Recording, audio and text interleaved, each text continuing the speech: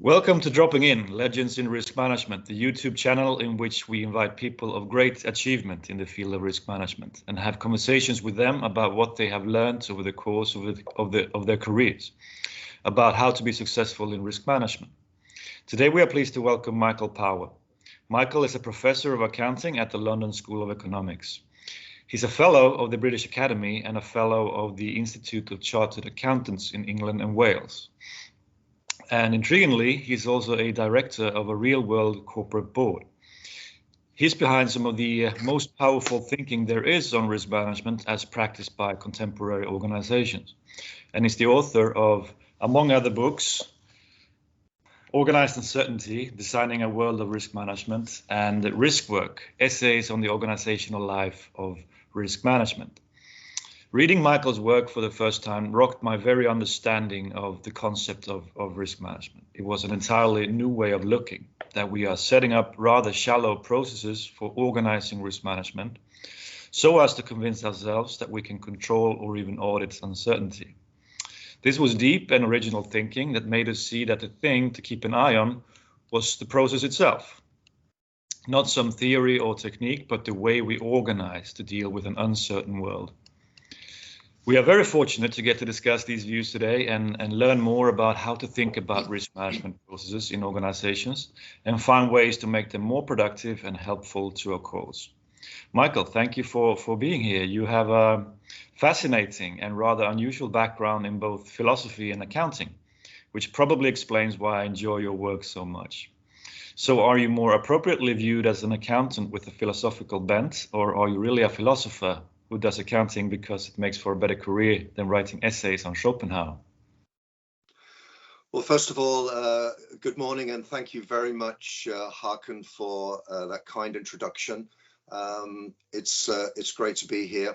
Yeah, it's a very interesting biographical question. I mean, all our intellectual biographies are somewhat accidental. But I think my training in philosophy as an undergraduate at Oxford and then subsequently doing a PhD in Cambridge probably sensitized me for the rest of my career. And then I was lucky enough to join a department which valued ideas. And as you may know, the work of Michel Foucault has been an important source of inspiration to scholars of critical accounting and to some extent myself. And therefore, there was a kind of continuation of that philosophical interest. But I would say I consider myself to be an academic of accounting. I think accounting is infinitely interesting, and therefore philosophy is at best a tool for sensitizing the way one thinks about accounting and analyzing it. It's an analytic lens. It helps you to think. But I am first and foremost an accounting academic. Excellent. Absolutely true that some training in philosophy comes in handy in risk management in particular, which has been described as the mother of all abstract concepts. So it quickly becomes a bit philosophical. But Michael, how and why did you first become interested in risk management? Yeah, this was in the 1990s. I'd just become an academic in 1987 at the LSE, and I decided to do some work on auditing. And 25 years ago, I published the Audit Society, and that was really a story about the explosion of external forms of evaluation in society. But as I was doing that work, I became aware of other things.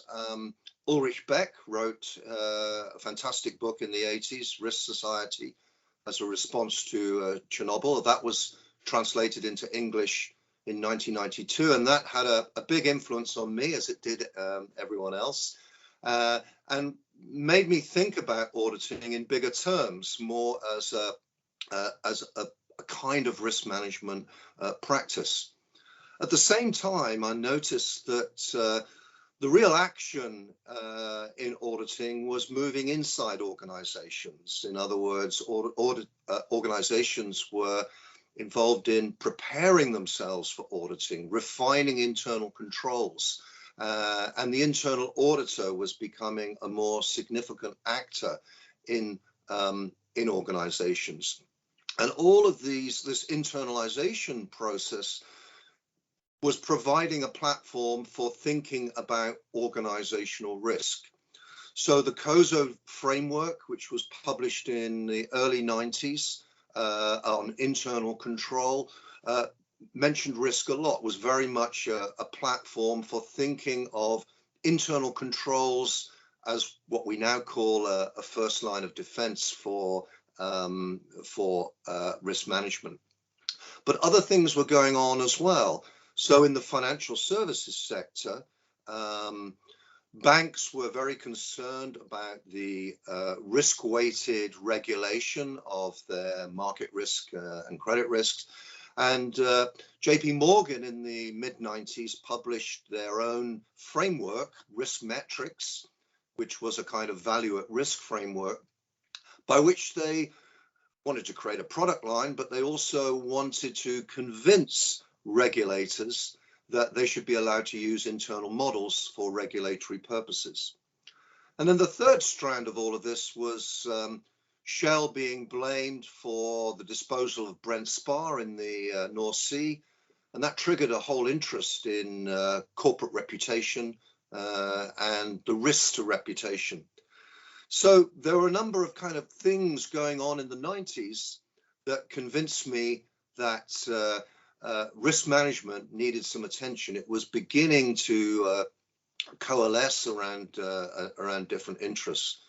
So in a nutshell, if the 1980s, to put it crudely, was the decade of the audit explosion, the 1990s was the decade when risk management started to institutionalize. The first chief risk officer role was created, and the first standards for risk management, abstract standards for risk management, were created in Australia and New Zealand. So it was a very dynamic decade, and a lot of the foundations for consolidating risk management practice were laid at that time. So that all triggered my interest. I understand. Very interesting observations there, and you realize that from that point on, risk management could only grow, and thus worthy of a study of object of study, to put it that way. But so you point to growth in the risk management technology as a factor here. That tools were developed. You also mention that's something about the times, right? That the time had arrived for something like internal audits and organized forms of risk management. You mentioned Beck earlier. What is going on the level of society? You think why are we so obsessed about the future and the potential for some kind of harm? Yeah, it's a really good question. So if you like, the functional answer to that question is that the world was becoming riskier, and therefore the growth of risk management is a rational response to that riskier world. That, in a sense, is a very convenient but probably inaccurate answer to the question. I think something else is going on, and that is that in broad terms, neoliberal kind of ideas and government are transferring risk from state management down to organizations and even to individuals. So there are kind of fundamental transformations in the location of risk going on.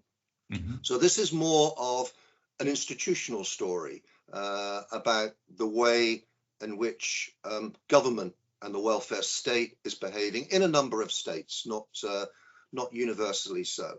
So that's something that's going on, but there's also a kind of supply side story whereby various actors and risk managers are taking advantage of their perception of new markets in advice in risk management and the development of frameworks that could be a platform for their services.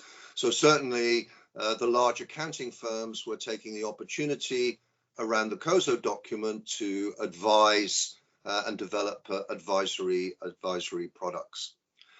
But there's also something else going on, which Beck, I think, identified and I developed further, is what some scholars call the riskification of society, that lots of things start to be seen in risk management terms. Taking kids on school trips, for example, starts to be seen as risky and something to be managed. So one begins to get a lot of management elaboration around different activities in the name of risk. Risk management becomes a template for not just management itself, but the governance of organizations. And that for me is a kind of institutionalization story, which is still not entirely satisfactory. It's still got a lot of puzzles in it, but it's certainly different from the functional reaction to a riskier world, because in a sense, putting Beck to one side, the world had certainly got a lot safer for many people at that time, at least in the developed world. And Beck was reminding us that many of the risks we now face are created by ourselves, by manufacturing, the side effects of our manufacturing culture and capitalism. Right. So I think there are multiple explanations for why things happened in the 1990s as they did. Yeah, those are some fascinating high-level trends in society that we're moving in that direction. And you are surely right to point to the fact that whether or not the world is getting riskier, we at least perceive it that way because somebody has something to gain from that if risk management is something you can sell, right? So that is an important perspective, I think, that you bring up there, that there's a market now for something like risk management, and then it is in their interest to present a view of the world as very risky, right? So, but a combination of factors, like you say, but what, coming back to your work here on organized uncertainty, what would you say are the key arguments of your book, Organized Uncertainty? Yeah, I mean, the Organized Uncertainty was really written as a kind of reaction to an attempt to get at this institutionalization story. As you'll probably recall, in a way, risk management scholarship and practice was dominated on the one hand by a kind of engineering financial focus, and on the other by psychological studies of risk perception. And I wanted to develop a third stream, if you like, which unpacked this institutionalization story and also tried to get at the practice formation, the formation of risk management as a practice around these new ways of standardizing risk management.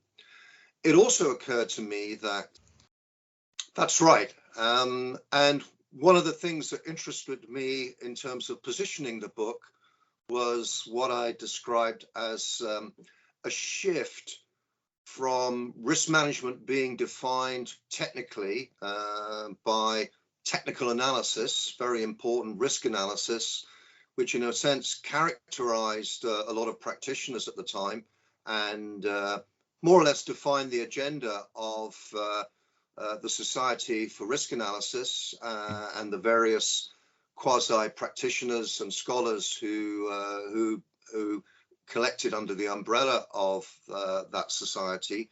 I wanted to understand the way in which risk management was becoming an aspect of organizational governance in general. So not just defined by risk analysis, but also being defined as what good governance looks like.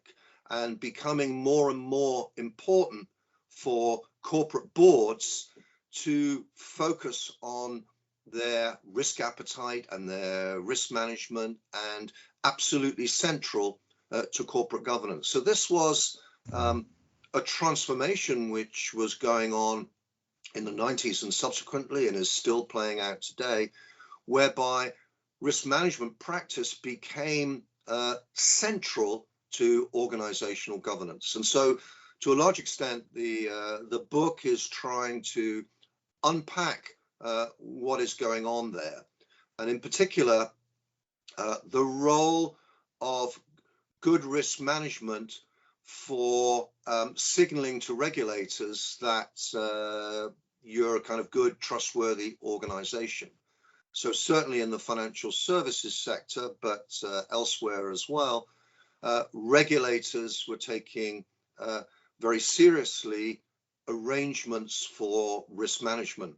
And so over this period as well, risk management was becoming what I call an auditable object. You didn't just do it, you had to demonstrate it to external parties. And we see that today with all manner of disclosures that organizations are making about the way they manage risk. Right. Yeah, this is one of the things that really hits you as a reader, in your work. You talk about this shift from risk analysis, which is a technical discipline based on statistics, to risk as part of management control systems. And that is, to many, a radical shift of the whole view of risk management. But you speak of risk management in this context as what emerges is a rule-based compliance model of risk management, driven by what you refer to as an audit and accounting logic. Did this have to happen? Was this the only model of risk management that was possible? We veered onto this path, right? But was... Well, I think it's a very good point. I think there are two things going on. So when I say there was a shift from risk analysis, that's not to say that risk analysis suddenly disappeared overnight. It continued absolutely to be an important part of practice and practitioner identity and skill sets, etc.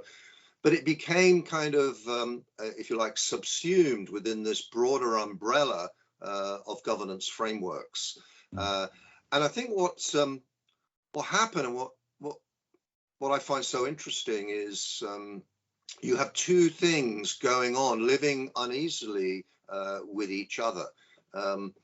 You have this kind of, for want of a better term, bureaucratized form of risk management, the appearance of risk management, which is created for external consumption to a large extent. So documenting procedures and very carefully representing and visualizing risk management in various ways, so that the approach to risk could be justified to different external and internal parties. But you also have something else going on, which is a continuation of the risk analysis by experts, which is that is carrying on, if you like. The real risk management is carrying on around safety and finance and all the rest of it. So you begin to see an uneasy relationship. I won't say it's absolutely bifurcated, but an uneasy relationship between, if you like, the practice level and the way that practice gets represented. Right. And you mentioned this, political need to uphold the perception of control and manageability. The companies feel anxious about, how they are perceived, and they want to somehow demonstrate that they are good corporate citizens. And you also mentioned in your book that, what they try to present to the world a strategy of aimed at governing unruly perceptions that constitute by themselves a risk. To me, this is a very, very interesting perspective. Maybe you could elaborate a little bit on this. Why do firms feel so strongly that they have to manage these perceptions and present this? Yeah, I mean, I think this strand of discussion is really to do with how reputation became a very important object for organizations and for leaders in organizations. They suddenly realized that the rise of stakeholder groups, NGOs, that kind of organization of civil society, which we would, I mean, that's a longer story about why that grew in the shadow of the state. As the state withdrew, then maybe these groups saw a space for organization. Anyway, it's a complex scene about how civil society developed, but one aspect of that is civil society, whilst being a good thing in many respects, also poses risks to organization, because these are groups and individuals who are organized enough to be able to mount criticism of corporate activities. And so organizations like the big oil companies suddenly realized that they were coming under scrutiny as they had never done before. So in a way, this concern with reputation got folded into a risk management process which had not previously dealt with this. So the rise of reputational risk as a preoccupation, almost a preeminent preoccupation of, you know, how are we going to look if we do this, is the kind of big question at the board level. That was very new, and it kind of shaped this elaboration of risk management and this projection of risk management for external consumption. And I think that's, I still find that a very kind of interesting phase in corporate history, which is still with us today with celebrated cases. I mean, organizations that are subject to, for example, cybercrime and are unable to communicate with their customers suffer enormous reputational damage if they're not able to respond quickly. So I think that is a big part of the overlay of what's going on around risk management and the riskification of organizations at this time and right to the present. Excellent point. That reputations have become very valuable. They are at risk, you know, given the times that we live in, where things have to look good and look correct. So of course that creates a demand for risk management on the organizational level. But and another thing that, you know, one comes away with from reading your work is that that is a little bit startling thought, actually, is that corporate failures tend to be failures of governance, which you might think of risk as something external that just happens to the firm, but what you bring up is the view that oftentimes we are dealing with failures of governance. But despite this vast apparatus that we have now and all these instances of control, why do firms keep failing, you think? Are we unable to better ourselves, or what? Yeah, I mean, I think it's a great question. And I mean, I'll try a kind of a simple answer, but I find it quite appealing. And that is that there are kind of two forces going on in many organizations. There's if you like, it's the front office and the back office that compete with each other, or the logic of control and the logic of risk taking and opportunity. And this is, if you like, to speak as a philosopher just for a second, an eternal dialectic between these two logics, and they change over time.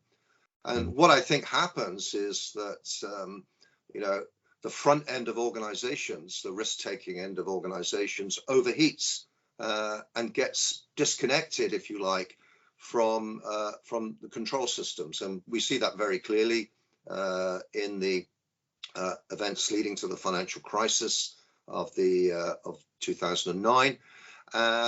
And I think this just is the way things are.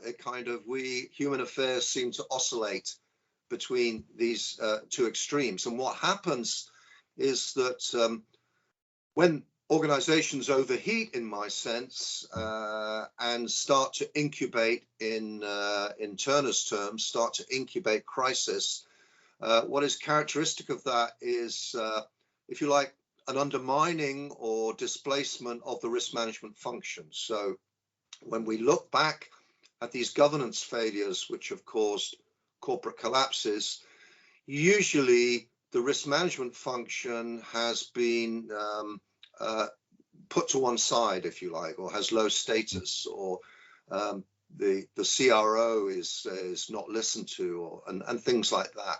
Mm-hmm. So I think I see that in kind of sort of systemic terms, in terms of the logic of risk taking superseding the logic of control. So there's always this interplay, and corporate collapses are usually characterized by a move to one extreme. Mm. Of course, the other extreme, where we completely shut down organizations and create bureaucracies which don't take any risk, well, that's bad for society as well. But I think corporate failures have a lot of these general characteristics. That's a very interesting perspective as well. That we move between states of excess and optimism, and then deflation and collapse, and that there's that's the built-in tendency of people, right? And you can this ambition to expand and do business can overwhelm governance systems still, right? So yeah. Absolutely interesting to think about. But you also mentioned the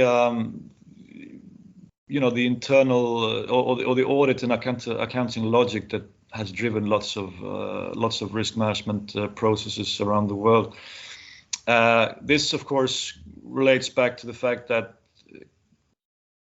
the most important frameworks grew out of internal audit frameworks, and kind of encompasses them even.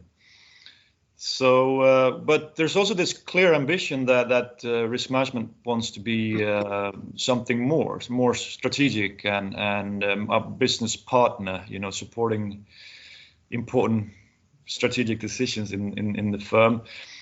Is there a tension here, or how should we think about that? That on the one hand, it comes from the world of internal audit, and it's all rule-based and formalized, but we also want to be business partners and engaged in pursuing opportunities. How can you make both fit together in the same framework?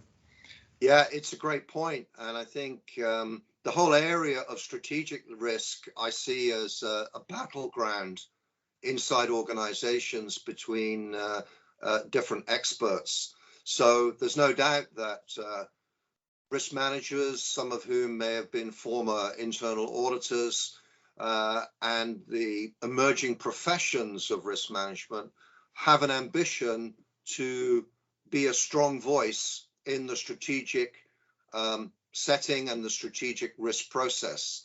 And indeed, it is claimed that the role of the board itself should be looking at risk through a strategic lens. So all these things we take for granted, but this involves some very difficult internal jurisdictional issues inside many organizations. So risk managers are using frameworks like enterprise risk management as a platform for having more internal status and being able to influence the strategic direction of an organization, its strategy setting process, and thinking about risks there.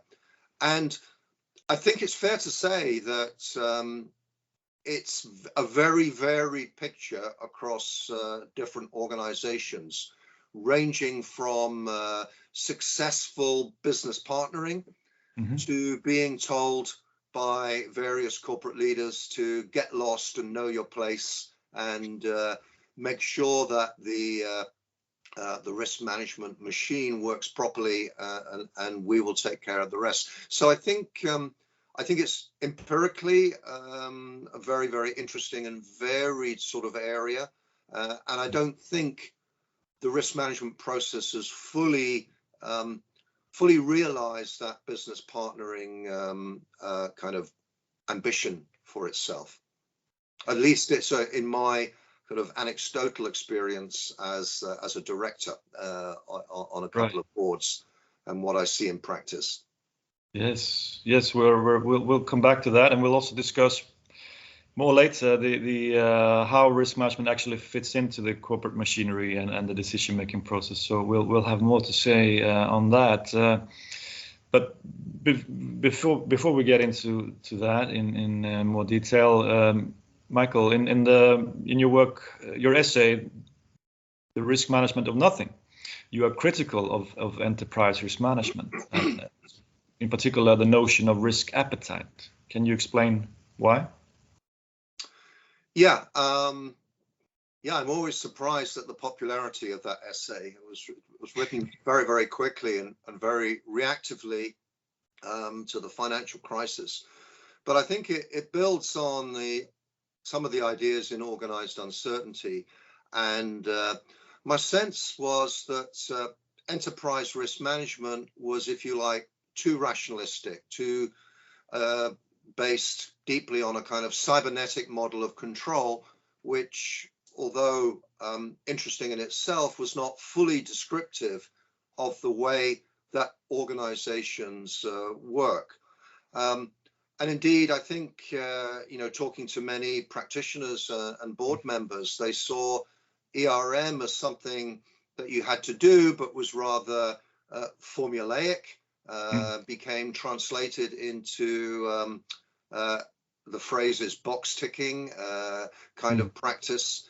All manner of PowerPoint slides could represent enterprise risk management, but it gave off the appearance of rational risk management, but was somehow disconnected from organizational reality.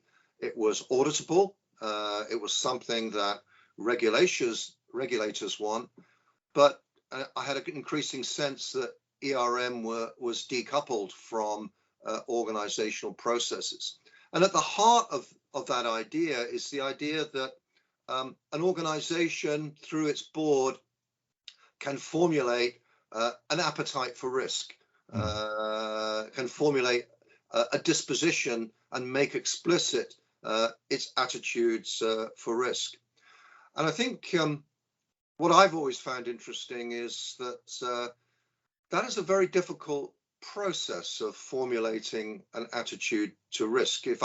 If you ask me right now what my attitude to risk is, I would find that a difficult question to answer. So imagine having 12 people in a room who are required to formulate a single appetite for risk in an organization, then you multiply that problem. So I felt that the notion of risk appetite itself was a black box for very different values and which might conflict with one another. And that I think it's generally accepted now that there may be multiple attitudes to risk in an organization. And what was important was to, first of all, understand those multiple attitudes to risk and try and bring them together. So I felt that the turn towards making organizations more aware of their attitudes to risk was a good one, making explicit what was implicit. But the idea that there could be a singular attitude to risk, which would somehow filter through the entire organization, seemed to me over idealistic at the time. So what I felt was at stake was a need for mechanisms to confront real uncertainty rather than focusing in on an attitude to risk. It's more a sense of being able to confront and encounter the real uncertainties facing business and understand those. So again, I think it's part of this broad disquiet that I had about the rationalism in a lot of risk management, and a need to get at the underlying organizational processes, the real pulse of risk management in an organization, which didn't really, in my experience, conform to the tidy ERM images that we were being presented with. Right. Very interesting. You have some fairly harsh words for risk appetite indeed in some of your writing. You call it an intellectual failure that is flawed at the level of design. And the main argument you for that is, of course, what you bring up, that preferences can't be aggregated in an organization. You have too many agendas and different worldviews and individuals with different takes on things. So how would you ever express all that in one sort of arbitrary decision rule, right? Because that is what it comes down to. You have some kind of risk appetite statement that it's basically some kind of rule that you're supposed to follow. But we are, it all depends, right? You have upside potential to factor in, and so risk tolerance is not necessarily constant. But in defense of just for the sake of the discussion here, in defense of risk appetite, could you say that at least it has brought some attention to a discussion that needs to be had about what kind of risks are we going to tolerate? No, I think that's absolutely correct. And as a qualification to my earlier argument, what we now see, I think, is a more bottom-up articulation of risk management through risk indicators with defined tolerances. Mm-hmm. So if I'm asked what is the risk management of the organization, I would say, well, it's actually expressed very clearly via the top 20 key risk indicators or the key performance indicators and the variance around them. And I think that's a much easier thing to grasp, but there are these measured areas of risk with their tolerances, and that these tolerances should function as triggers for management attention and for a conversation, if you like, and that not having them there left the risk management, the risk appetite discussion really at a very, very abstract level. So I think in the annual reports of large companies these days, you might get some broad statement of risk appetite, but what really matters are the disclosed key risk indicators and key performance indicators, because they are where performance is measured in some sense and calibrated, and variance is understood and investigated if it's outside of tolerance. And tolerance breaches, just to kind of deviate technically for a second, I mean, tolerance breaches are and should be an occasion for some kind of action by the organization. And that is where the risk appetite notion, if it means anything, lives and breathes and is very, very concrete. So I actually am a great supporter of that, because what that discussion about tolerance breaches discloses is actually very interesting different views in an organization about what has happened, why that breach has happened, all the way from saying, well, we weren't measuring it correctly in the first place, to saying, actually, there's something bad going on here and the organization is overheating in this dimension. So I agree with your general point, absolutely, that that risk appetite is an important part of the conversation about risk. And I think that has now come to be articulated through key risk indicators and great design of key risk indicators. All right, so that is the level at which a concept like risk appetite could potentially be useful, because it generates these discussions, right? And it has brought attention also to the fact that some risks are bad in the sense that we have no particular advantage in that area. It's a byproduct of doing business basically, and like currency exposure, let's say. Safety and health, we generally tolerate very little in the way of risk, right? Whereas in, areas like the commercial success of a venture, that's the kind of risk we actually want.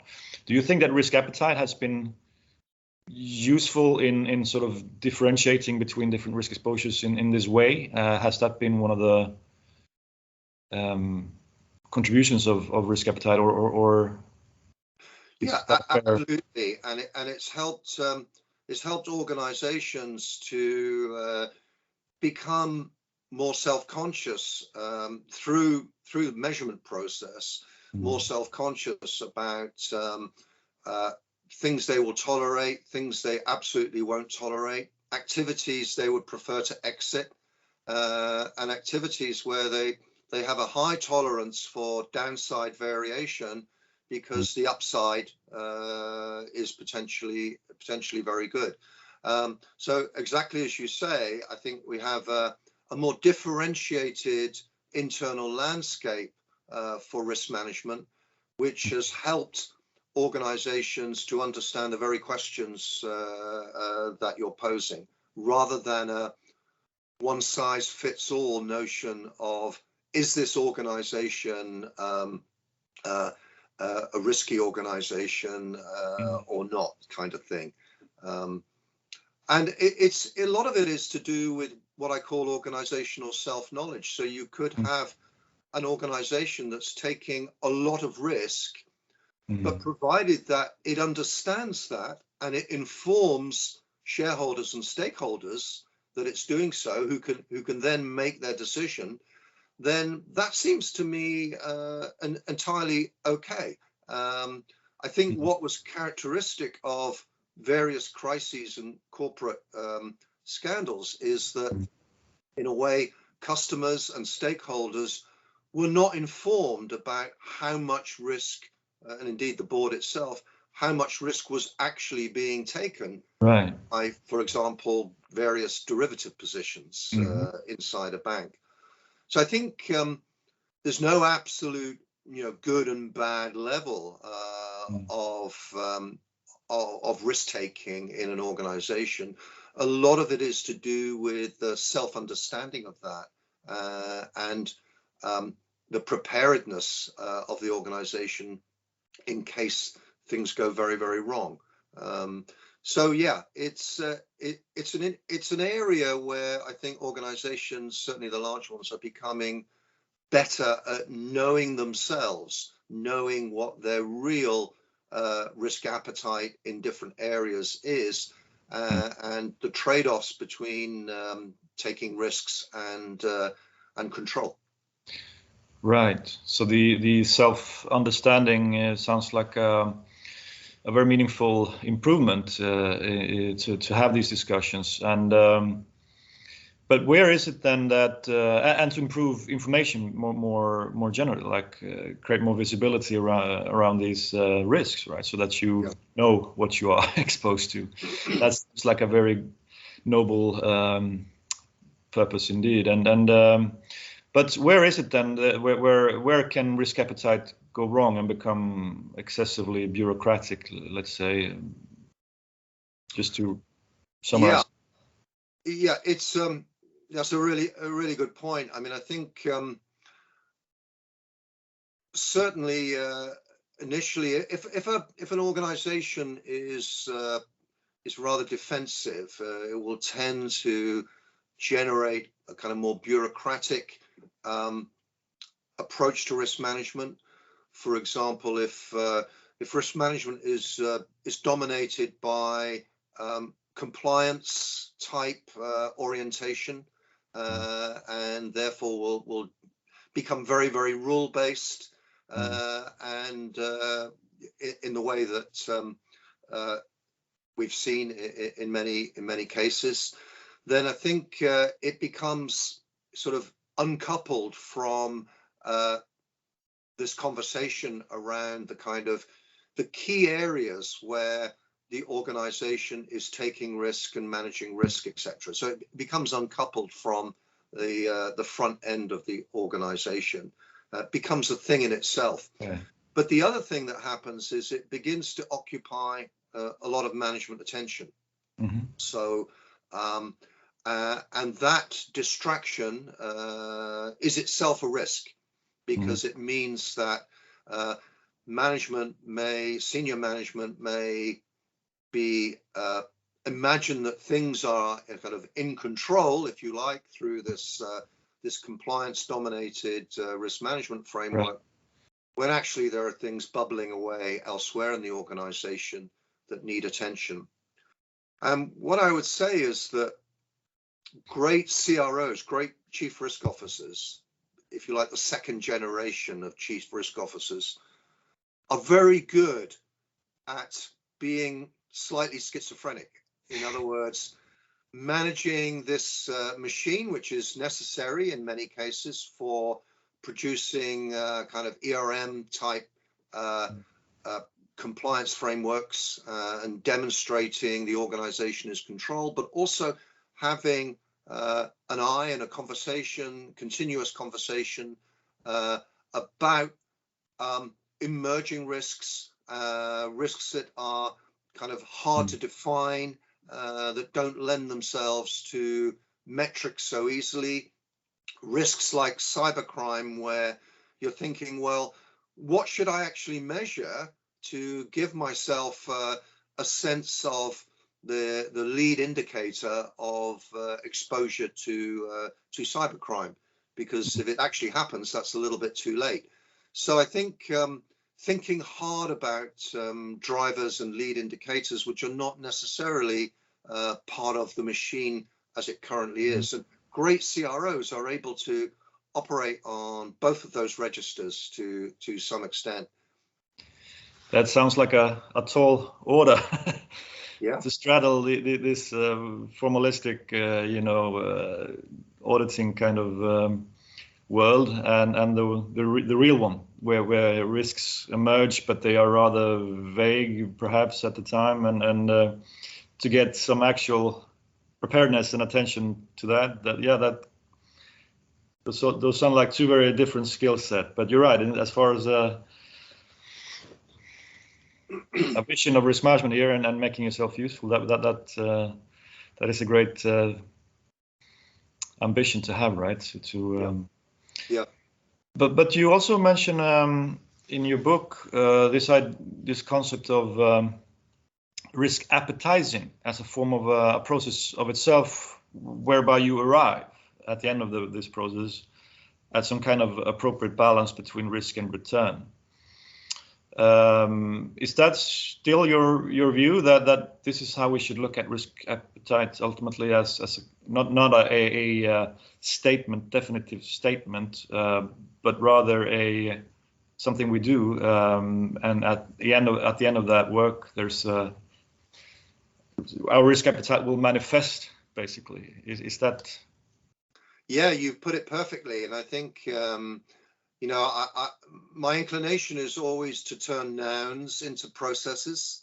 So rather than risk appetite as a thing, we need to pay more attention to risk appetizing as a process, as you said, a conversation that goes on in the organization, a conversation that is facilitated by measurement, and a conversation about, should we tolerate this or should we not? And creating that kind of almost a very healthy conversation, imagining scenarios, dealing with information, and thinking about where do we want to be. The end point of this conversation is a risk appetite, a revealed risk appetite, an output of the organization. But the really important thing culturally, I think, is how the conversation goes, how it's staged, who is involved with it. Is there sufficient time put aside for it? Or is it something on the agenda. Oh yeah, now we have to set the risk appetite, everyone. Let's spend 5 minutes talking about that. Or the board away day, where it's just dealt with perfunctorily. So I see, I wanted to get at the idea of risk appetite, if we are going to talk in these terms, as a continuous process. And indeed, it might be continually revised. There might be conflicts, real conflicts about it, so that any place where the organization arrives in terms of its appetite is a compromise that is understood by all the key parties. And so you begin to get unlike ERM frameworks, you begin to get a much richer, more processual notion of risk management process, risk management conversations, and the metrics that inform that conversation, and the endpoint. And the endpoint is just the endpoint where you arrive at. And you should be very happy with that statement of risk appetite, provided that you have this rich and defensible process. The problem is that external parties just see the output. It's very hard to make the richness of that process visible and auditable. So that, if you like, is the conundrum for risk management itself, is that the real risk management in this sense, the conversational side of risk management, is not easily auditable, even if it's minuted. That in itself is a stylized account of what's going on. Right. So I see risk management as this living thing. Very interesting, and I completely agree. There's plenty of value in that kind of rich process, as you put it, where we have conversations to arrive at a sort of shared understanding of what kind of exposures we have and what we would like to do with them, and find a way to move forward that is acceptable to the organization, and which is something quite different from forcing some kind of a statement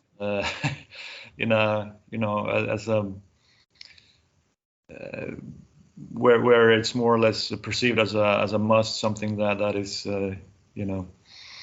it's two very different things. And I completely agree that it makes much more sense to look at this as a process where the real value is the conversations that are generated. Michael, change of topic here now. How would you say that your experience as a UK company director over 15 years have shaped your academic thinking? Enormously, is the quick answer. It's in a number of different ways. One is I actually saw confirmation of many of my ideas. So when I became a board member of a large company in 2005, I was asked to chair the compliance committee, which was in a sense the risk committee. So already risk management was in the compliance box.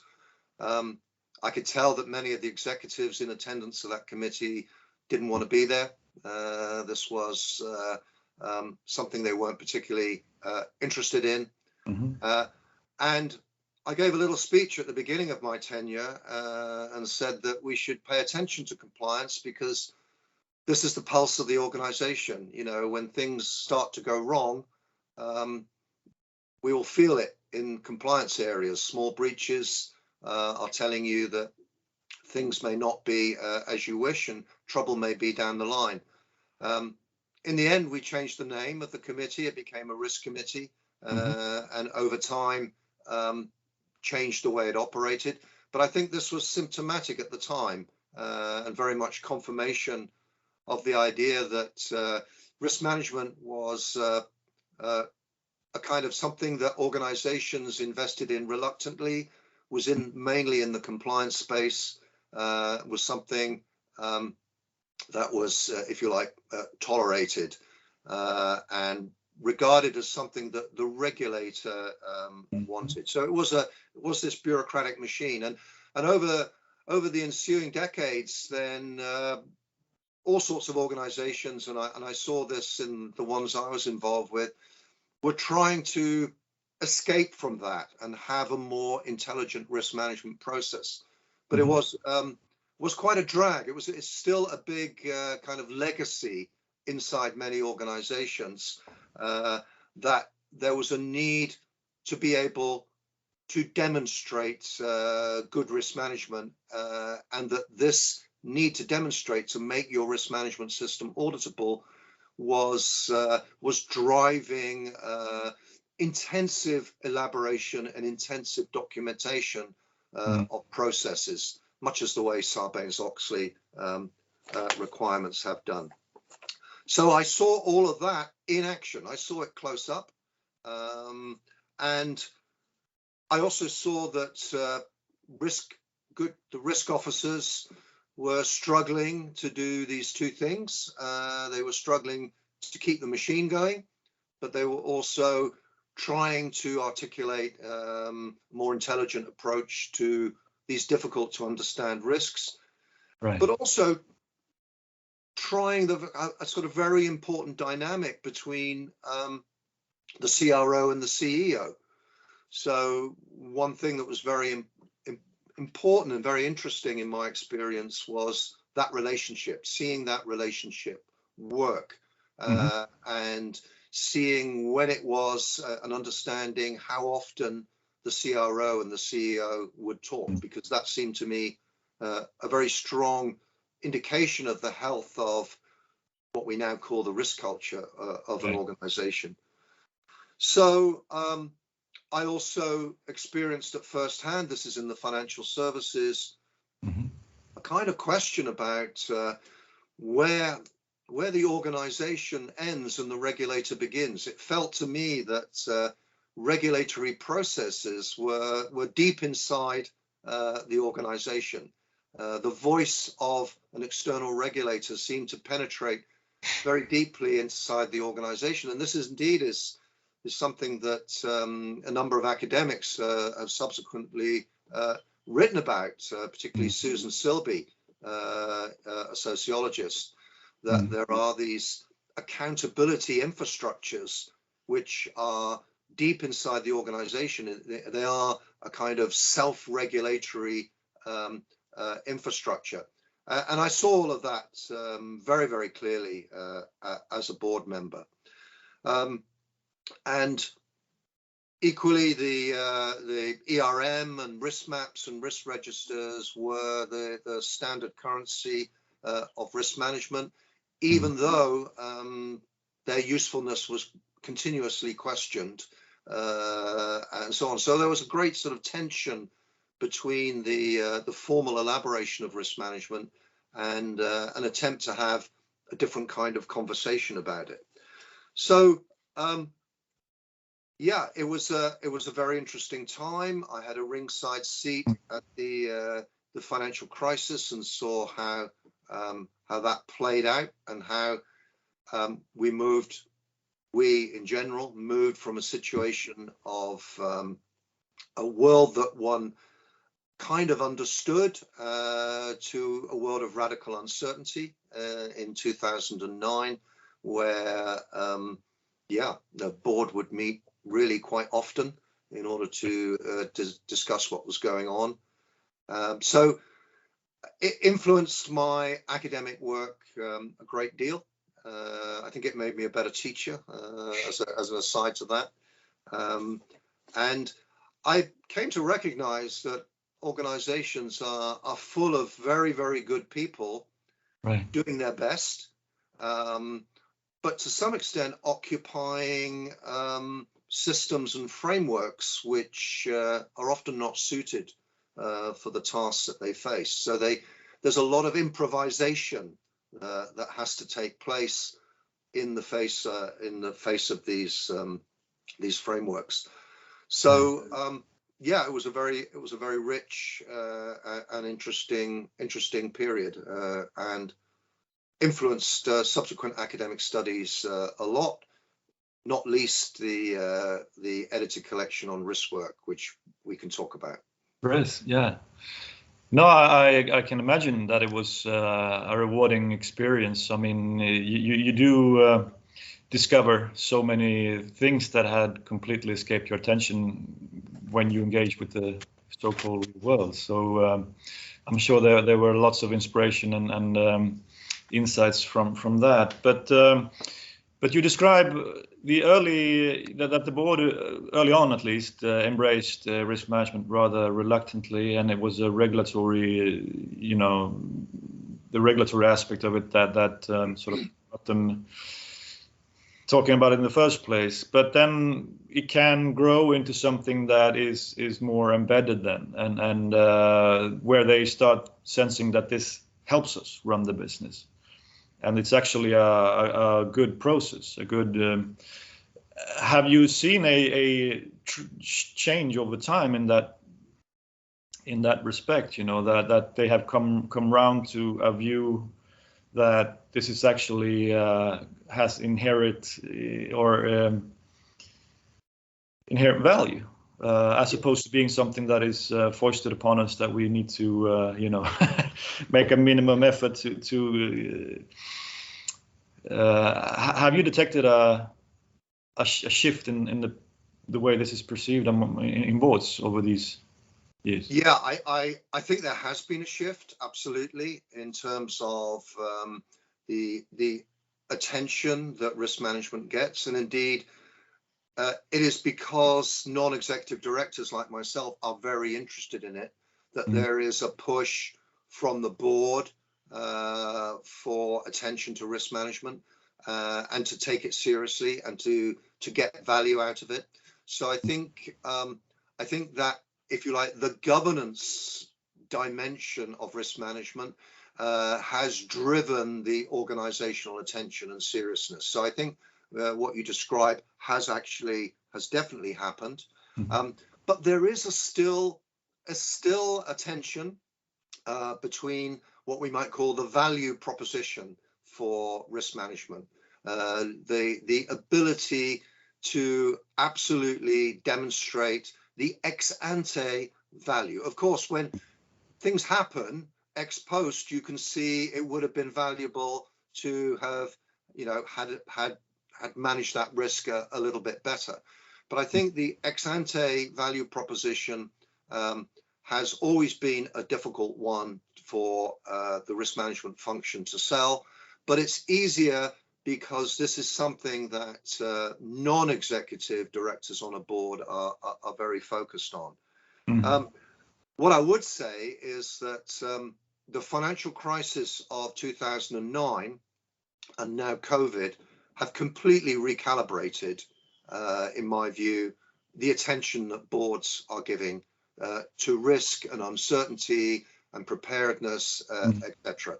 So that's a bit of an events-driven explanation, but I think the attention to risk management post 2009 didn't just die out over time. I think it's been sustained and has now entered a new chapter, if you like, with the experience of the last 2 years or so.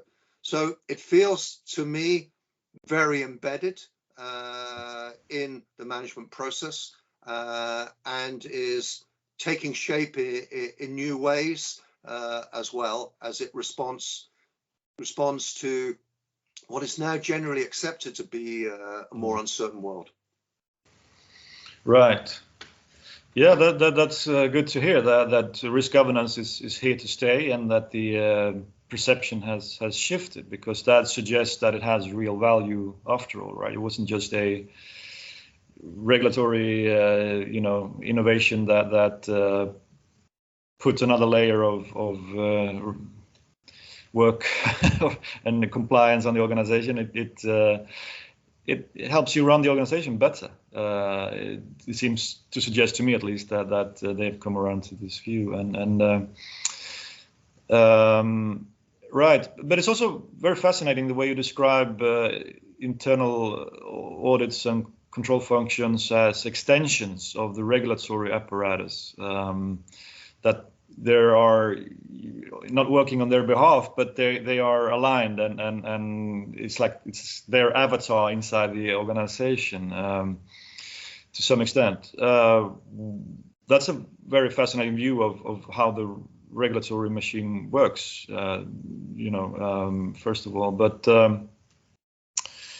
what I wonder, Michael, is what happens when you have that put in place and you comply with all the best practices, like completely independent internal audit, and they report directly to the board, and all manner of control functions emerge, and they speak directly with the board. What happens to the authority and credibility of the CEO and the executive team? Is there a danger here of that being undermined? That's a good question. I mean, it's up to the it's really to do with the character of the CEO and the executive team as to whether they empower these functions and take them seriously and have the confidence not to be undermined when control failures are reported. That for me is right at the heart of risk culture. As I'm sure you know, the ability to hear bad news and act on it should not be undermining of authority, but actually an occasion for reinvesting in the organization. I mean, I think to the earlier point about internal auditors and regulators, in a way, there's I've observed a kind of they're the same type of people. There's a circulation of professionals between regulatory bodies and organizations. So you're bound to get a kind of similarity of view. But I've noticed that internal audit is, in the UK at least, increasing its status in organizations and doing some really interesting internal analysis of root causes of control failures, rather than just reporting breaches, etc., but actually becoming much more analytical. And I think as it does that, it is much more credible with senior management, and they are much more becoming partners in the organization, and so mutually legitimating each other. Now, I'm not saying that's perfect or is happening, but that feels like a direction of travel for these control functions at the moment, at least in my experience, and that feels to be quite healthy. In my mind, it's all to do with the caliber of a younger generation of CROs and internal auditors who are now emerging, and yeah, that's I think quite encouraging for the future. Interesting. Yes, definitely. The training of students at universities, let's say, is improving in regards to risk management. So you have people are likely to improve practice over time, and that is reflected in these improvements that you mentioned, that they're now more collaborative in nature, and not some strict control function only. It's there's more value in this than that. And but as an aside, Michael, coming back to your co-directors in the board, how did they not feel like closely monitored objects in an experiment? You being a LSE professor and all. Yeah, it's a good question. I mean, when I sit in the board, I'm a colleague, but obviously privately, I'm observing and reflecting and thinking about this, and they know that. So it's a very kind of personal, but also intellectual issue, which I've discussed with PhD students, is how you can be part of a field, but also slightly outside it. You walk a tightrope between being an insider and outsider. Right. There are some ethical issues involved in that. And I think I've managed it reasonably decently. So, other than talking in general terms, I've, naturally respect, Right. confidentiality. On the other hand, I've been in a position to observe processes which have influenced the kind of, intellectual projects I've undertaken. Right. I've been lucky to work with extremely able, intelligent, reflective board members, and even those with whom one could almost have a philosophical conversation. So I think universities are not the only place where there are thinking people, and indeed they might be the last place where there are thinking people. So I'm not saying it's universally the case, but there are very, very capable executives and other non-executives out there, and that all makes, I think, for very, very healthy board dynamics where quite robust debates can be had. I think one of the interesting, perhaps surprising aspects of being a board member that I found was that how abstract conversations could be. So I always imagined that the world of practice was very concrete, and that as an academic I dealt with abstractions, but conversations could be at a very kind of an abstract strategic level. And of course, as you yourself indicated, risk management itself can be quite an abstract discussion topic. So that is interesting. But yeah, to your point, I think I have managed this tightrope of being both an insider and outsider reasonably successfully. All right. Yeah. Of course, there's a fine line here, but it can be walked, and I'm sure you've been absolutely, able to do that with full integrity. And I mean, it would be a shame also if academics were barred from interacting with the real world. That would be an impoverished, form of research, and also very encouraging to hear your description here of the nature of these conversations in boards, that this is a nice corrective to a view that says that the academia is the only place where some serious thinking is done. I can vouch your description here that I mean, academia can be quite a mindless pursuit at times, where people or researchers are not very curious. They are rather just very instrumental, very unthinking, to be honest. I hope my colleagues are not watching this now, but but in fairness to boards of directors and others, there's definitely merit to what you're saying there. And all right, moving on to your most recent work, Michael. You have developed the motif of Riskwork, the blended term here. What is the idea behind this? Yeah, it's the idea behind Riskwork is it's really a sensitizing concept, and what I wanted to open up with that concept, and the contributing authors to that collection played along with it, was to get below the kind of the image of risk management and the assumption that risk management is only done by risk managers, and look at organizational processes in general. So my starting point is organizational processes, and the assumption there is that risk management has very fuzzy boundaries. So I don't know whether you will have heard of the kind of 3 lines of defense model that has been used to kind of structure thinking about risk management, but also in organizations. And I wanted to kind of get beyond that and look at, what's really happening, how risk thinking and risk management is organized in organizations. If it is embedded, then it will be embedded across many different functions, human resources, information technology, etc.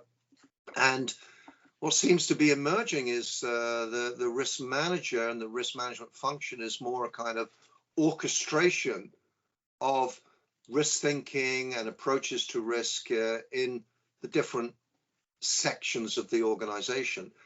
So Riskwork is really an attempt to kind of open the black box of this so-called first line, and indeed the boundary between the first line and the second line of risk management, which I think is the interesting boundary here, because the dependence and independence of the risk function in an organization is constantly being breached, and there's a lot of exchange and travel across that. So I wanted to get at the relationship between these sort of formal frameworks and the kind of informality that is really going on. And what's interesting, and it's not a surprise, is this orchestrating role of the risk management function is an attempt to push the ownership of risk management deeper into the organization. And that seems to me where a kind of important cultural issue is how you can do that, how you can generate that ownership of the risk management process. But if you disperse risk management into the organization, how do you retain central control? So Riskwork is about that whole problem and the work of developing and articulating frameworks, the work of pushing those into organizations and generating, if you like, a kind of ownership culture for the risk management process. And indeed, all of the essays in that book kind of touch on that issue. Right. Yeah, this is supremely important, of course. How do you sort of find a home for risk management in the organization, and this fact that how do you translate? How does it translate into action? You know, unless it sort of falls into these existing work streams that you speak of. You know, you have these powerful forces trying to preserve a status quo, and you want to overlay this with some form of organized risk management, and how is that supposed to actually look? So this is, of course, practically speaking, very, very important. But the and the successful risk managers. There's a chapter in the book by Annette Meeks about a successful risk manager who was able to articulate the sort of strategic risk issue and get the attention of management.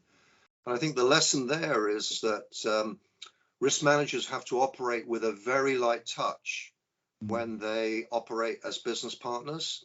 And that will seem obvious to all of us, but actually having that documented, I think is incredibly interesting, that actually you don't arrive with 20 PowerPoint slides, but you begin gently with a conversation. So I think this is, if you like, symptomatic of the idea behind Riskwork, that it's work. It's not just imposing controls and frameworks.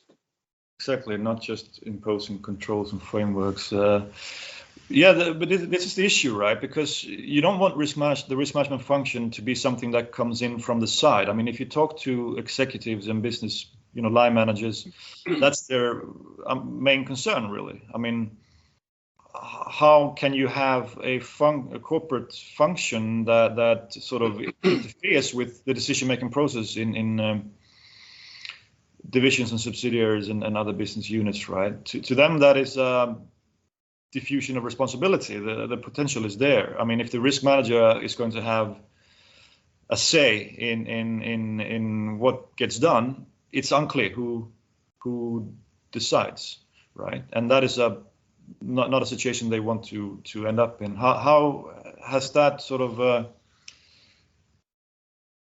have you been able to come up with any answers basically to that tension there that exists? the tension is always there, and like all things in human affairs, the tension depends on the character and capacities and abilities of individuals involved.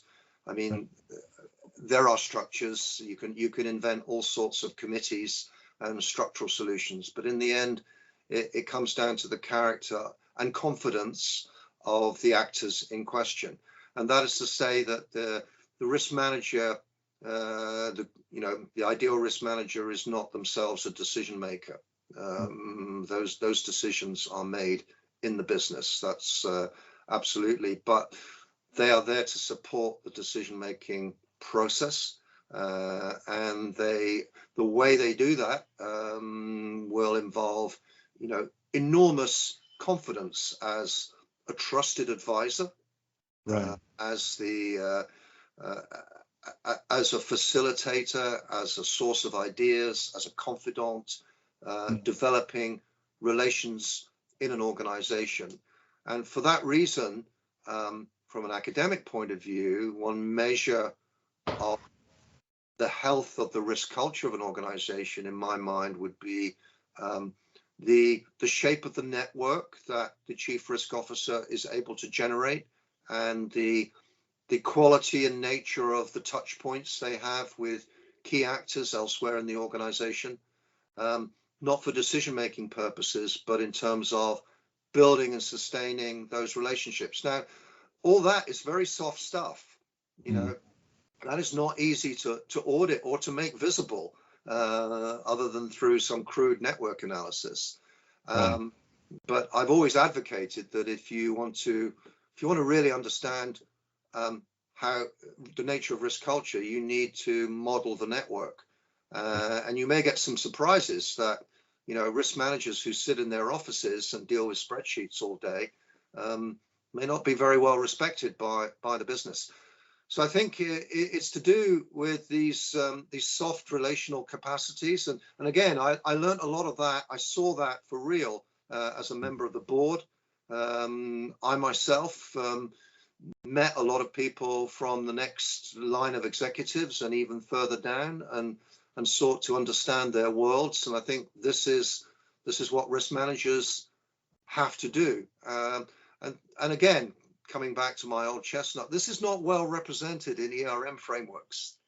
Yeah. Those things are really for the risk management function itself. And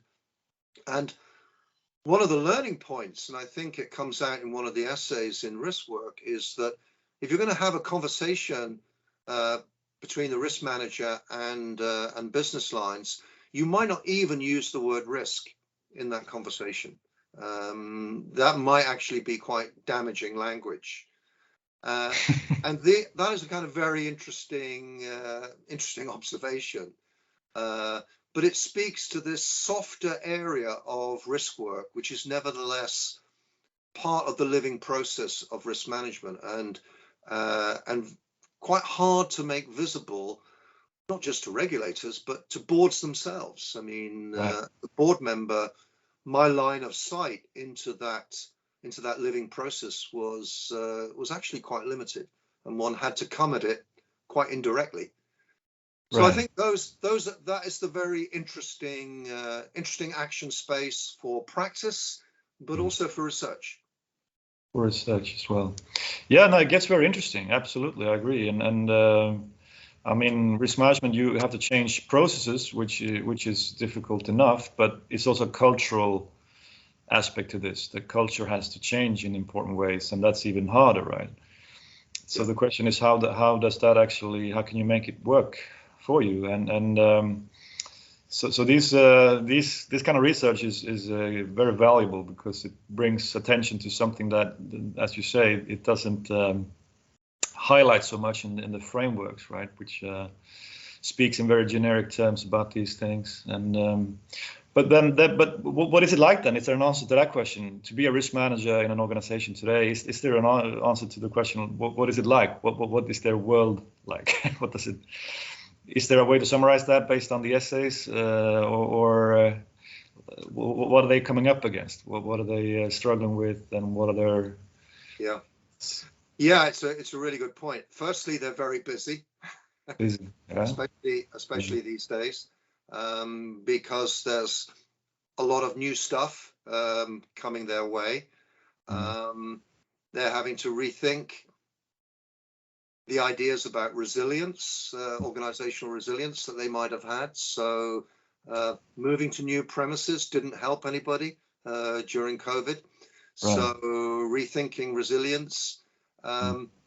Cybercrime is cyber risk is top of the list, and there's a new kid on the block that they have to think about, which is geopolitical. And for at least some organizations, geopolitical supply chain risk is starting to be very, very serious. But for all organizations, just electricity supply, etc., etc. So there's some very, very big issues. So risk managers are very busy, but there's also something fundamentally kind of a fundamental tension in the role, which actually is the same for non-executive directors. You have to manage this. You have to get close to the business, build these relationships, but also be slightly distant from it as well. And I think this takes great character and maturity and confidence to be able to manage what you might call an oscillating relationship of proximity and distance. And I feel that myself as a non-executive director, because you want to build relationships with executives, but at some point you may have to fire the CEO. And everyone knows that. So these are kind of built-in tensions into the role, and risk managers and CROs feel that tension as well, and have to constantly navigate it. And when things go wrong in an organization, they will be looked to as owners of risk. So whatever you say, whatever risk managers say about the ownership of the risk being in the first line, that is not the case when things go wrong. They will find themselves suddenly in the hot seat. So I think they have to be very realistic and understand that the internal politics of all organizations are such that very, very big issues will land on their desk very, very quickly. And I think this is very interesting, Michael. Maybe we could linger on this point a little bit. I mean, what you're saying there is they may end up taking some heat for things that go wrong.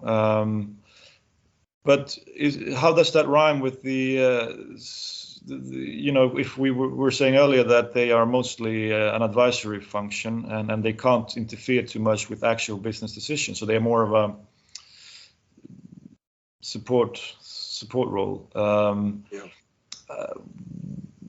when I talk to organizations, the image of a risk manager that comes across is one who basically coordinates the risk management process more than anything. Like, they make sure things happen, and that people report the risk, and it follows the right format, and it's of the right quality. But then they don't go beyond that to any large extent, and sort of end up a part of the decision-making process. What you describe is a partly different view, where they are called on to actually deeply engage with the actual business issues, and how are we to understand this sort of? Yeah, I mean, it's a great point. Look, I mean, in human affairs, people are often blamed for things they're not responsible for. So I think we have to be clear that happens. In terms of the kind of risk management function, I think you have to distinguish between what I would call a normal, low tempo kind of world, and a kind of abnormal situation where the organization is in reactive mode and high tempo, etc. And it's, if you like, all hands to the pump. So the risk manager at that point will be drawn into executive processes, and there's no doubt that that happens, and therefore will acquire significant executive responsibility for decision making, just de facto. Whether it won't be in the job description, it won't be in the kind of conception of the role that you and I share, but abnormal times are very, very different from normal times, obviously. Right. And roles become fluid right. at these times. And I think one of the interesting kind of aspects of Riskwork is just how that role fluidity plays out in various crises. So right. in a crisis, a non-executive director could end up finding themselves in an executive role, in decision-making roles. So I think we have to distinguish between two models of the risk manager. One built for the kind of normal stresses and strains of a normal bandwidth organization, and one built for the kind of extraordinary events that we saw in March 2020, right? When you forget budgeting, forget planning, etc. You're just concerned about daily liquidity and survivability of things. So I think that's very important, and obviously one needs to build a risk management function which can be flexed, which can flex itself and adapt to very abnormal times, and indeed an executive function as well. And I think that's the reality of executive life. Right. That's a super interesting perspective of things, that the very model of risk management, or the dynamics of it, can change considerably and then they're drawn into more executive roles during times of crisis. That's a very important takeaway here, I think. And just to complete the point, I think ERM, to circle back, ERM frameworks were built for a sort of normal world. Right. Normal world with a few kind of risks bubbling along, but not for sort of crisis, when existential issues where the survivability of the organization is at stake. Then, even business continuity plans are very, very approximate guides to the kind of actions that need to be taken. What we know from the analysis of crises is that these formal frameworks get put in the desk, and what's important is to maximize communication in the organization, to maximize contact and communication in a hot situation which is evolving very rapidly. The senior management team must communicate with each other very, very frequently. Right. Yeah, that's a recurring theme in your writing, that ERM comes across as a rather artificial add-on that fails to connect to the real side of the business. Whereas what you would like in the end is something that is more embedded, more real. But how is this the destiny of ERM, to be this fair weather type of framework that assumes more or less business as usual, or can ERM be? How do you arrive at a more, Well, I think it's very, very difficult. It's almost inevitable. It's very, very difficult to write standards for very non-standard situations. Right. So even efforts to draw up plans for crisis management, we know that often these crisis management plans have an element of fantasy about them. Yeah. So they are what some scholars call fantasy documents, because we know that in a real crisis, events and actors and people and role specification changes. There's a lot of role fluidity, there's a lot of improvisation, and you want actors who are able to be incredibly reactive and responsive. Now, it's very, very difficult to write rules. It's paradoxical to write rules for that. So it's almost inevitable that ERM frameworks are stuck in this kind of more normal world. They may have use value for that kind of normal, non-stress world. But it's very, very difficult to write prescriptions for crisis management per se. Right. So I think for me that is just a fundamental issue which probably can't be overcome. What needs to happen is to train great risk managers and to get them to be able to have the capacity to switch between worlds, to know when to throw the frameworks away, to engage in improvisation, to accept that their role is going to be very fluid, and to assemble emergency teams which communicate with each other and deal with the problem at hand. That flexibility, that capacity to switch, I think, is increasingly important in the kind of world we're living in at the moment. Right, and once again, you set the bar quite high for risk managers, but I believe what you say is absolutely true. That is where we would like this to move towards, and in the end, it comes down a lot to the personality and force of the risk manager, right? The kind of role that they can make or can create for themselves. Organization. But do we know anything based on Riskwork or other essays of yours what it feels like to be a risk manager? Do they feel like part of the team, an appreciated member of the team, or do they feel like outsiders who are struggling to the inner life of risk managers? Do we know anything about that? It's a great question, and I only have anecdotal a response to it. I mean, I think they are much more part of the team. There's much more a team concept and respect for control functions by the executive, and I think there's more dialogue.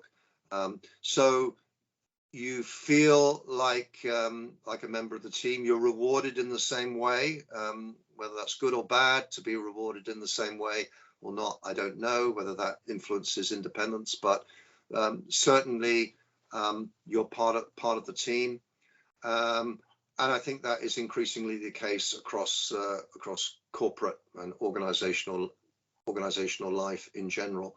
But you are different. I mean, I think a risk manager also feels different from other executives who are driving the front end of the business. Right. And yeah, that difference is probably inevitable, but important to preserve as well. Right. Otherwise, they lose their specificity. Yeah, that's another almost philosophical point, right? That there has to be something different about risk managers as well for them to add something, but that makes it harder for them to fit into the existing work streams, so to speak. So yeah, but progress is evidently being made, and that was an encouraging take on where risk management is today. And looking ahead, even Michael, how do you see the evolving landscape of risk management, both in terms of research and practice? Yeah, I mean, from a research point of view, it remains incredibly interesting. Academics, as you know, we tend to kind of follow the world rather than lead on it. So there's an explosion of papers and more to come on the effects of COVID and preparedness in the face of pandemics. While there was some risk management literature on pandemics in the past, it was relatively small part of the risk management corpus. Mainly in the epidemiological area, in fact. So I think we're going to see much more written about different dimensions of that. And of course, climate change looms large across the whole of academia. So it's almost impossible for that not to be a subject of interest. But I think what I find interesting is that the academic field of risk management, if you like, is still very fragmented and ununified.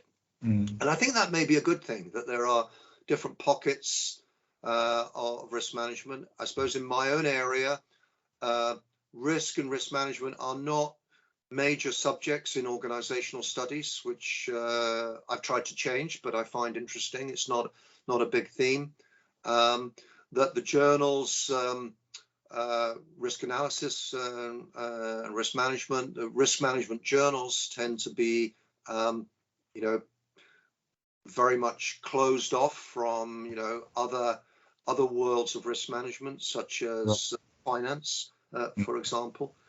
So an environment has its own journal. So I think there's still what Christopher Hood, the political theorist, described as the archipelago of risk management studies. I think that archipelago still exists, that there are risk management scholars doing their own thing and actually working on the same problems of climate change and pandemics, etc. But in their own spaces. So I think this speaks to, if you like, the fragmentation of academic life in general. We're all in our little specialist islands.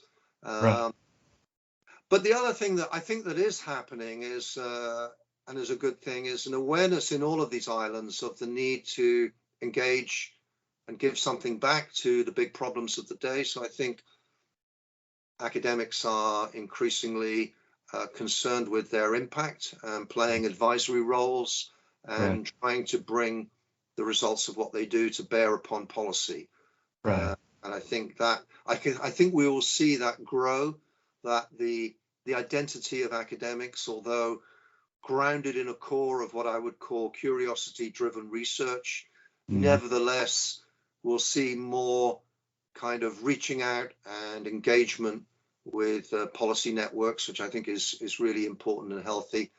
It means that the academic of the future is becoming more complex being with multiple roles.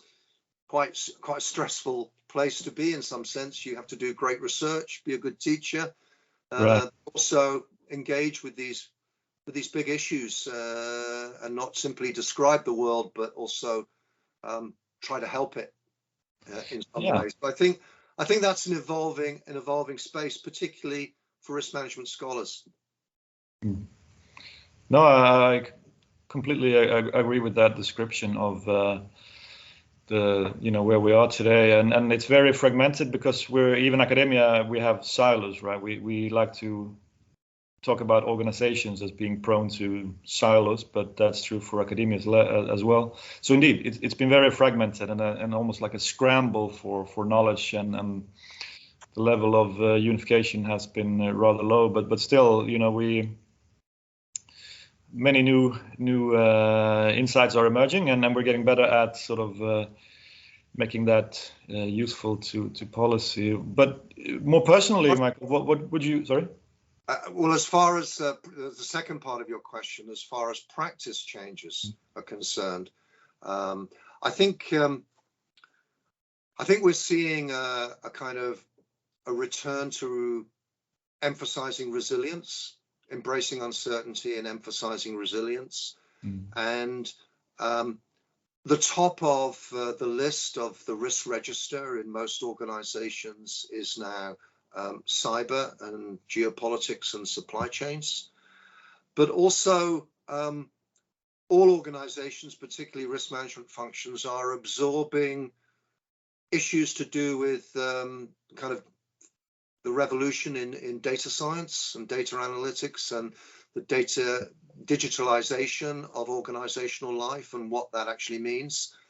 It means, on the one hand, that risk managers are going to have to upskill in order to understand these developments and become more focused on some of, obviously these developments represent huge opportunities, but also huge risks. Indeed, if you're in a traditional business, then the risks of disruption through digitization and the strategic implications of that are absolutely huge. And what it's doing is it's forcing the risk management function, I think in a healthy way, to be much more outward looking at the environment of change that is going on. Because if you like, the journey from compliance or that original kind of ERM, slightly bureaucratic model was very inward looking. It was looking inwards at organizational processes. And I think what's changing now is a much more outward looking risk management function, which necessarily is looking at an uncertain world where things are not easy to predict, and you need to build reactive capability, you need to invest in digital competence and so on. So I think that is a very interesting change that's coming through in practice. Yeah, that's a very exciting challenge. Hopefully the community will be up for it, to engage with the real world and take the gaze from within the organization to what's going on and affecting the organization. So with that, I think we have a very nice sort of vision for the future of risk management here, and that's a great way to round off this conversation, Michael. And I think it's been extraordinarily interesting to hear your thoughts on risk management and the organization thereof. For the viewer who's interested in your work, I mean, of course, you have a number of published books that I can warmly recommend. Are there other sources of information regarding your work? Do you have a website, for example, that we could direct the viewers to, or anything you? Yeah, I mean, I have a web page for the Department of Accounting at the London School of Economics. You'll find my CV is accessible through that web page, and you can take your pick about what to read. Right. I have written a few practitioner think pieces, which are listed somewhere in that CV.